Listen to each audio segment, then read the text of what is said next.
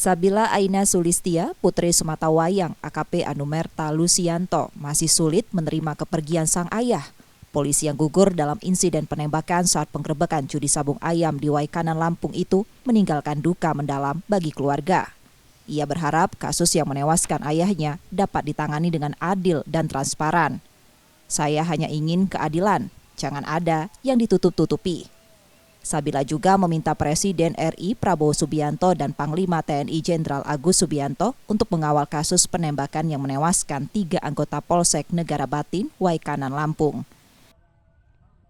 Para Bapak Panglima dan Bapak Presiden, saya mohon sangat ungkap kasus ini secara transparan mungkin. Saya mau keadilan untuk bapak saya. Karena dengan kejadian ini, saya kehilangan sosok ayah satu-satunya di hidup saya. Saya mau mereka diadili seadil-adilnya sesuai dengan hukum yang berlaku bila perlu. Dalam kesedihannya, Sabila mengungkapkan sudah 1 tahun terakhir ia tidak bertemu sang ayah. Kepergiannya yang mendadak meninggalkan luka yang mendalam bagi dirinya dan keluarga. Nur Muhammad, Yudi Kiswanto, Kompas TV, Ogan Kombring, Ulu Timur, Sumatera Selatan.